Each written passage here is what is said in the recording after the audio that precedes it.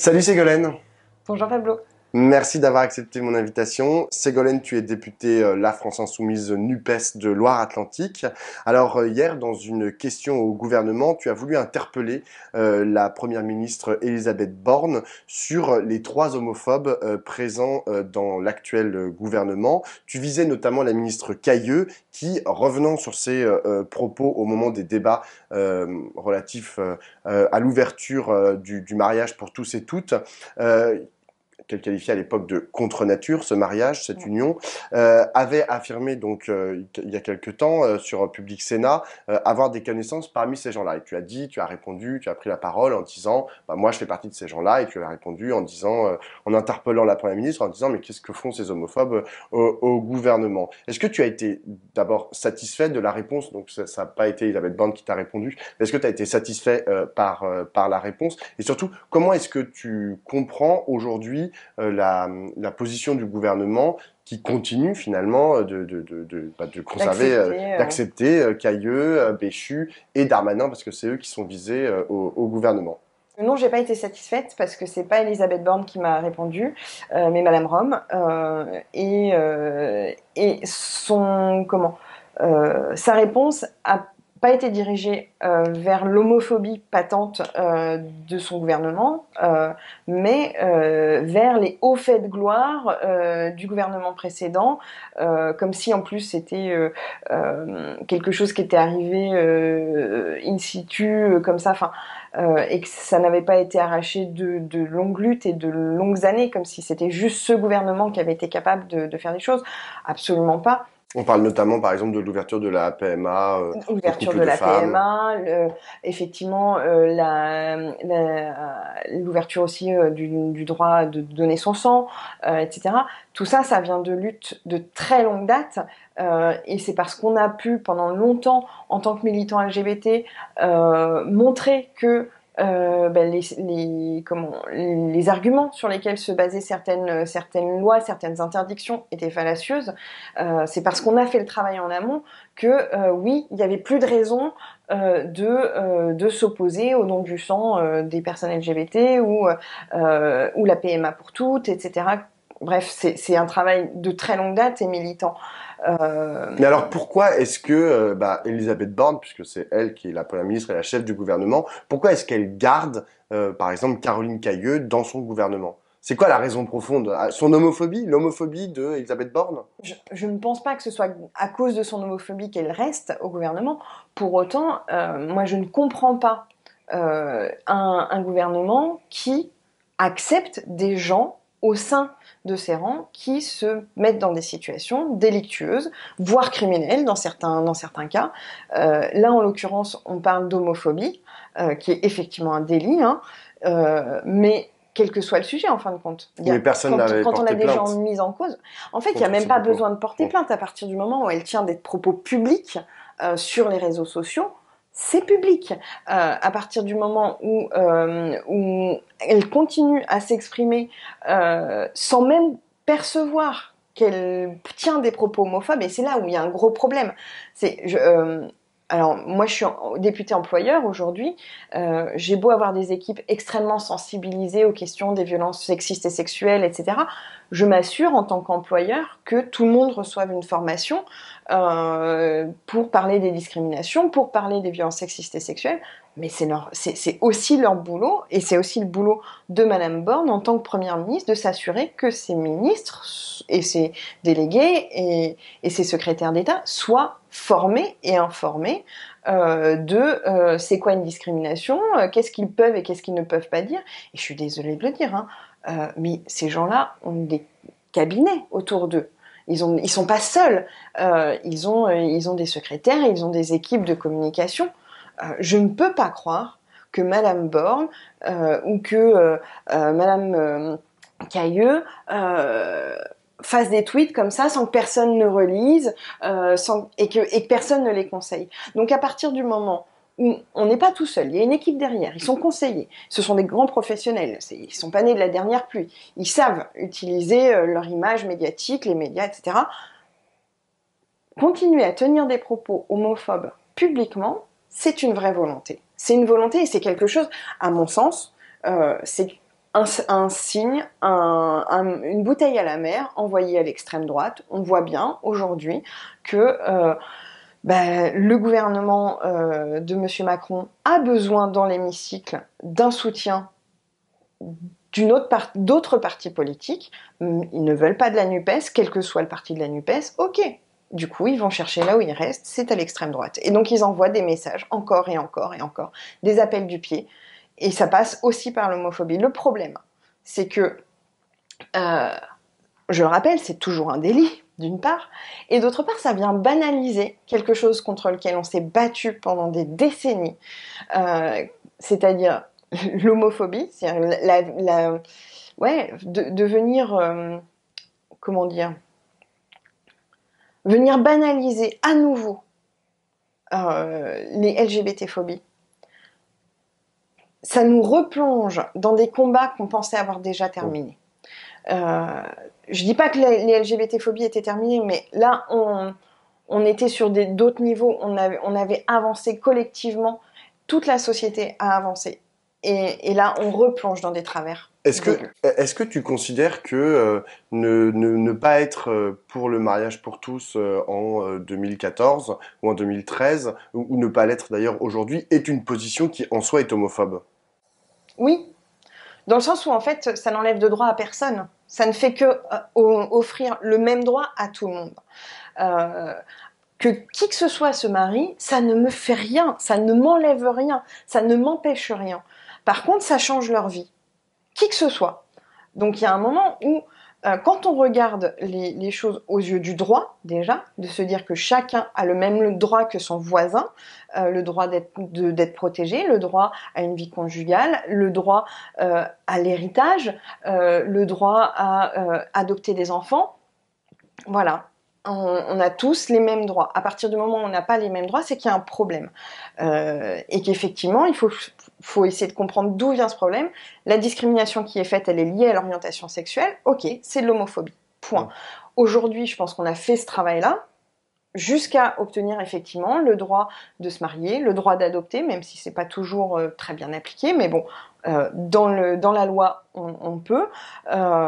On peut donner son sang, on peut vivre simplement tous sans être stigmatisés par le droit, j'entends bien, par le droit. Et je pense qu'il y a un moment où c'est aussi un des devoirs de l'État, qui est de prendre des décisions pour être le phare dans la nuit parfois, pour donner le là, et permettre aux gens de se dire, ok, ça on n'a plus le droit de le faire, même si je dois changer mes habitudes, il faut que je garde en tête que ça j'ai plus le droit de le faire.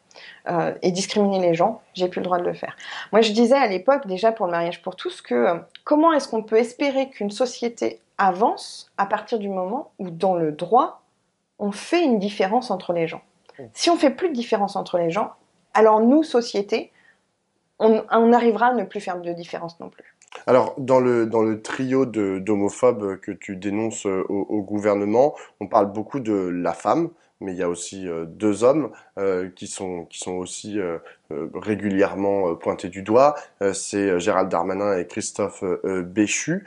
Pourquoi est-ce que la pression semble être plus forte sur Caroline Cayeux que sur Christophe Béchu et Gérald Darmanin? Il n'y a pas un fond de sexisme? C'est toujours sur la femme qu'on tombe finalement, alors que les trois finalement ont tenu les mêmes propos en 2013 et en 2014. C'est une vraie question. Je pense que Madame Cayeux juste a réactivé quelque chose en retenant des propos homophobes.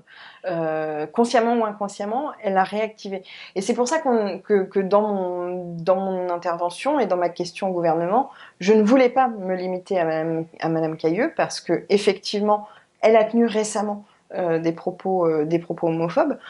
Pour autant, c'est pas la seule. C'est pas la seule. Et ce que j'ai demandé, c'est bien le limogeage de de tout le gouvernement homophobe.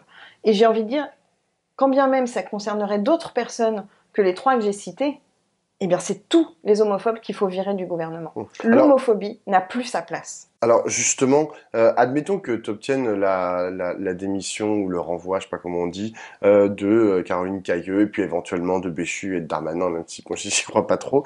Est-ce que ça voudrait dire que le gouvernement n'est plus homophobe et que les politiques qui sont mises en place finalement sont acceptables en fait du point de vue de la lutte contre les discriminations homophobes? Je pense pas que ça voudrait dire que le gouvernement n'est plus homophobe, mais il ne serait peut-être plus ouvertement homophobe. Et ça, c'est un signe énorme déjà. Et surtout, ça viendrait dire que le gouvernement a pris connaissance, enfin a pris conscience, et que Madame Borne, au sein de son équipe, fait le choix de ne pas garder de gens homophobes autour d'elle, et du moins de gens ouvertement homophobes autour d'elle. Autre question, en ce moment, la population de asséchasses, comme on dit, c'est-à-dire de hommes ayant des relations sexuelles avec des hommes, est confondée à une épidémie, celle de la variole du singe ou monkeypox en anglais, une maladie qui se transmet par les fluides, par contact rapproché, donc ça fait donc font partie bien les relations sexuelles. Alors il existe un vaccin, alors Oui. mais déjà il a été ouvert aux populations à risque très tardivement, c'est-à-dire il y a pas très longtemps, et surtout il est encore très difficile d'y avoir accès rapidement. Comment tu juges la gestion de cette nouvelle épidémie Et ben, comme la précédente, ou du moins comme les précédentes, c'est-à-dire que aujourd'hui, le gouvernement continue son opacité totale dans la gestion de cette épidémie, euh, à une extrémité qui me paraît dangereuse, parce que du coup, comme tu viens de le dire, on parle donc d'hommes ayant des relations sexuelles avec des hommes. Pour autant, cette maladie en fait touche tout le monde. Et moi, ce qui m'inquiète, et ce qui inquiète beaucoup de gens autour de moi, c'est qu'on revienne dans le passé, dans les années 80, avec l'épidémie du sida, pour laquelle on a stigmatisé vraiment les gays. Et alors qu'en réalité, ça touchait effectivement tout le monde. Alors oui, aujourd'hui, cette maladie se propage plus facilement, ou du moins on la repère plus facilement euh, auprès de la communauté LGBT, principalement les hommes. Euh, mais en vrai, il va falloir que le gouvernement prenne ses responsabilités et fasse de la prévention, parce que pour le moment, en fait, personne n'en entend parler, personne ne sait comment ça se transmet. Donc moi, je vais vous le dire, ça se transmet par les fluides. Il faut bien en entendre parler, tous les fluides corporels. Donc c'est aussi bien la salive, la transpiration, les fluides génitaux. Voilà, c'est tous les fluides. Donc en réalité, on produit tous des fluides, donc ça va forcément passer, même sans contact sexuel, ça peut passer. Donc, il faut vraiment que, à mon sens, le gouvernement prenne ses responsabilités en faisant de la prévention. Il y a des doses de vaccins, le vaccin existe, donc n'hésitez pas à aller faire des dépistages et à demander un vaccin. C'est très compliqué, effectivement, de savoir où on peut en trouver. Donc, faut pas hésiter à contacter son médecin généraliste qui saura peut-être vous renseigner. Normalement, ils sont censés être informés, ou sinon les hôpitaux les plus proches et les centres de dépistage. Et c'est là où il y a encore quelque chose qui va pas, c'est qu'on se rend compte que c'est dans les centres de dépistage des MST ou des IST qu'on va suivre et traiter la variole du singe. Alors que ce n'est pas une MST, du moins c'est une maladie qui se transmet aussi par les voies sexuelles, mais pas que. Mais c'est traité comme tel. Et du coup, ce qu'on remarque, c'est qu'il y a beaucoup de gens qui reproduisent quelque chose qu'on a déjà connu, à savoir la honte. Ils ne disent pas qu'ils sont contaminés. Ils n'en parlent pas parce que c'est honteux. Parce que ça vient éventuellement mettre l'opprobre sur eux, ça vient éventuellement dire que peut-être ils ont eu des relations sexuelles avec d'autres hommes, et donc ça vient mettre en question leur orientation sexuelle ou leur sexualité de façon générale. Euh, voilà, on retourne dans des travers qu'on a connus il y a 40 ans, et on recommence. Est-ce que tu dirais que la lenteur dans la gestion ou la mauvaise gestion d'ailleurs tout court de cette épidémie par les autorités sanitaires est le témoin finalement d'une on va dire homophobie par je m'en foutisme en fait de la question et genre oh bon bah ça les homosexuels qui sont à foutre on va pas non plus mettre le paquet pour essayer de Il y a un l'accès. peu de ça en fait. Il y a un peu de ça, c'est que du coup il y a des populations dont on peut se débarrasser, c'est pas grave. Ben si, et en plus c'est très symptomatique d'une autre chose, c'est que c'est aux agences régionales de santé, c'est aux hôpitaux de gérer, mais les hôpitaux aujourd'hui, ils sont, ils sont la tête sous l'eau, ils n'ont pas de moyens. Dans les régions, il n'y a pas de moyens non plus. Donc en fait, on rajoute, et à chaque fois qu'il va y avoir une nouvelle épidémie de quelque chose, on va avoir le même problème. C'est qu'on a des structures qui sont déjà en souffrance et qui n'ont pas les moyens ni d'absorber une nouvelle crise, ni de mettre en place des programmes de prévention. Et l'État ne fait pas sa part de ce côté-là. Donc en fait, tant qu'on aura des services publics qui auront la tête sous l'eau, on ne pourra pas affronter une nouvelle crise correctement. Et effectivement, ce seront toujours les populations les plus pauvres, mais aussi les plus discriminées, qui seront mises de côté. Et en l'occurrence, c'est sur la communauté LGBT que ça tombe, mais pas uniquement. Ça tombe aussi sur les travailleurs et travailleuses du sexe, qui sont les grands oubliés de cette affaire, parce que depuis la loi de 2016, on sait que les travailleuses et travailleurs du sexe s'éloignent des centres-villes, s'éloignent des grandes métropoles, et du coup, ils n'ont plus accès aux centres de prévention. Ils sont beaucoup moins suivis, beaucoup moins bien suivis, et on se retrouve du coup avec des gens qui n'auront pas ni la prévention, ni les traitements nécessaires, ou le vaccin nécessaire. Si tant est qu'ils attrapent en fait la variole du singe, après ils peuvent plus bosser. Ils peuvent plus bosser, ils ont exactement. Pas de protection sociale. Et il n'y a pas de couverture. Et encore une fois, sont les grands oubliés de cette histoire. Donc je pense qu'il y a beaucoup de choses. Vous voulez abolir la prostitution dans le programme de la France Insoumise. Alors la France Insoumise, effectivement, dans l'avenir en commun, souhaite abolir la prostitution. Moi, je suis pas exactement sur cette ligne-là. Je pense c'est une question qu'il faut vraiment retravailler. Qu'il faut qu'on rediscute tous ensemble et pour laquelle il va falloir qu'on fasse un travail de fond bien plus fouillé pour trouver quelque chose de réellement satisfaisant. Merci beaucoup Ségolène. Avec plaisir Pablo.